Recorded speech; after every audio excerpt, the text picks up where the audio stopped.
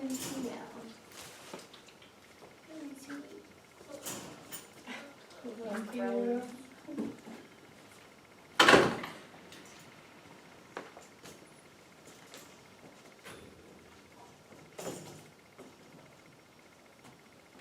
This puppy is new to us and new to this environment. And we're just watching to see how she's going to overcome that stressor. And she's doing really well. I mean, you can see signs of stress, the lowered body orientation, and the tail is tense and everything, but she's pushing through on her own. Good, hi. Oh, darling. So my job is to get her comfortable in this space. And we're going to see how long it takes her to get there, you know, and I'm going to show you tips along the way when your puppy's feeling unsure, what you could do to help that puppy. Because if I were to pick her up and just hold her, which most people would want to do when they're feeling unsure, we're not helping them to learn, we're not helping them to grow. Instead, we're kind of stifling that. So we want to make sure that she's able to do it on her own, and if not, we engage the body and the mind to get her there. So that means sometimes we need to control the environment a little bit. So we don't get people to come up and say hello to her when she's feeling like this. Let her become comfortable, be a great leader, and then that's when people can come and say hello and give her some affection when she's ready for it. Being cautious here and investigating, that's good. She's doing really well. Higher environmental in this puppy. She has been checking things out, you know, came to me kind of indirectly. Visited with me a little bit, but she's really doing most of this on her own. So when we have a puppy with higher environmental focus like that, it means that when you're doing your training, especially outside, she'll be easily distracted, naturally. So what you need to do is do the training inside, get your puppy to a certain level, like 90% response rate, then take her out in an area where it's not too overwhelming, so maybe your backyard. Practice, get your 90% there, and when you're there, move it to a different area, your training session. So you keep building on the environmental stressors and also the distractions, and get her to be responsive and focused in those areas, and that way your puppy ultimately will listen to you no matter where you are, no matter what environment you're in. So you have to build, especially when we have a puppy with higher environmental focus. Good. See the tail now, see the body, the confidence. Very independent little girl, this one. You're doing a good job. I want to bond with her a little bit more. Hey, puppy. What you doing? Puppy. I'm going to get up and start walking around. This is a really great bonding exercise. Put some toys around the room. Start walking around. Oh, good job. Yeah. Every time she looks at you or comes to you, you praise her, make her feel good about that decision. And when they're happy, when they feel good, they want to repeat that experience, right? Good job. This is very good. We're not asking for a sit or anything like that. Good job. Very good. During the teaching phase, I'm really praising a lot. Good job. That's wonderful. There, you see the difference from when we started? So what I'm going to do now is engage her to check things out. Because ultimately the goal of this game, good, is to get her to come and go a little bit. We want her checking things out, visiting with people, visiting with other friends. Good. But we also don't want her to be completely oblivious to us and to where we are. Very good. Sometimes you need to redirect their attention to you, and that's okay. And other times you need to direct it away from you. So practice this in your home, practice this again in different areas.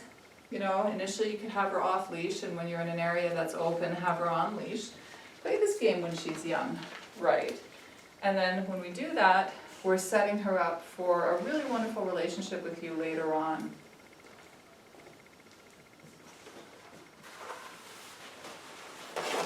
Magdalena, you gonna help me? Good helper. Thank you. All right. So of course at home you don't want to do that, because then you'll be praising her for peeing on the floor. All right. Okay, we're going to go on to our next exercise, which is the elevation.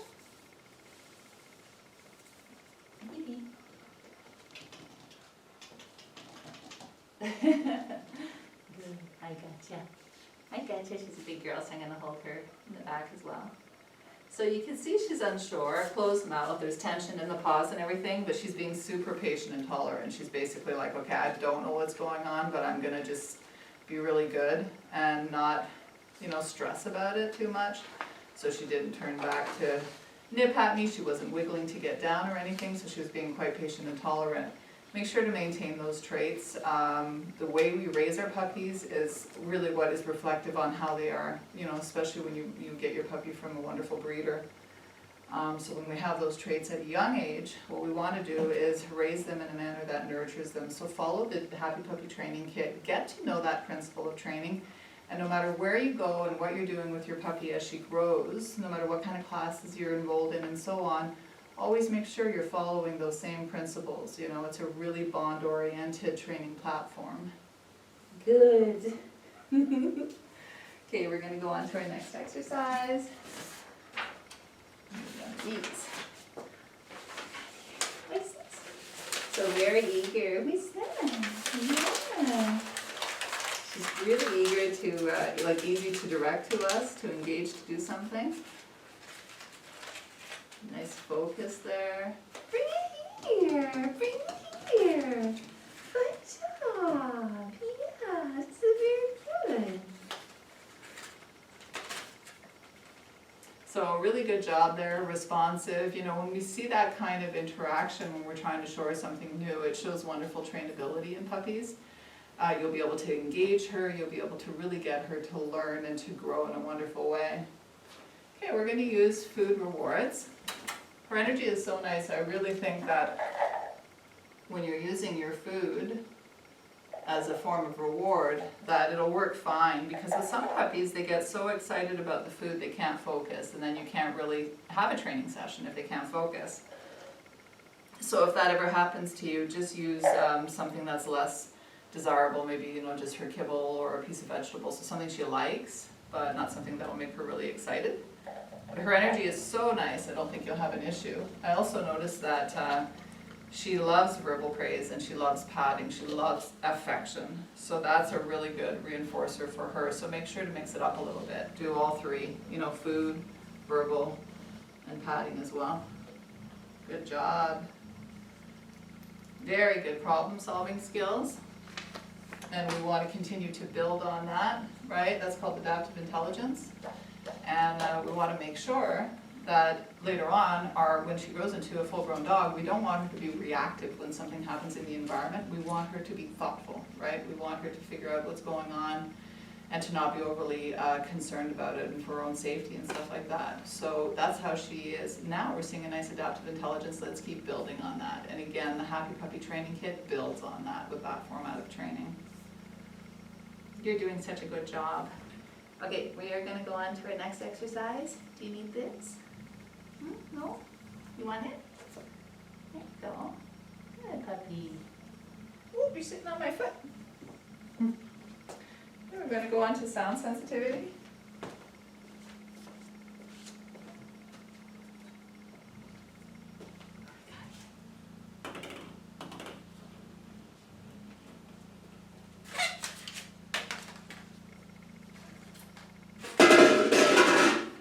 Sound. She barely reacted, and now she's going over to investigate.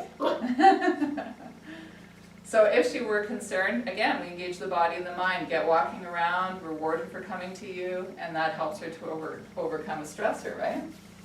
She did a great job there, though. Okay. This is good. Very good. Very good puppy. Again, easy to engage. She was, eager to investigate. She is a bit cautious when she checks things out sometimes. You see that, the braced legs and the stretching, that's okay. It's actually kind of nice to have that. Be a little bit more careful around things she's unfamiliar with. Doing such a good job. I'm so proud of you. Yeah, that's very good. So that's here is desensitizing, right? Socializing, desensitizing, exposing. It's all part of her growth, the experiences you can give her. Good job, puppy. All right, we're going to go on to our Great drive. Oh, you had a nice focus there for a sec and then totally lost it. There we go. Yeah, she keeps getting kind of redirected with something else. We're not seeing a strong instinctual prey drive. When we see that in a puppy, I mean, within seconds, they have this thing cornered and they're grabbing it and shaking it. So here we go, a little bit more excited about it here. So she should really be quite easy to redirect away from anything because her instinctual prey drive is pretty low. Timing, you know, if you see something you know she's going to want to chase after, just redirect her attention to you with a leave it, a watch me, and give her a job to do. And those are all exercises that you're going to be practicing regularly with a Happy Puppy Training Kit anyway. So she's lovely, great energy. We're done.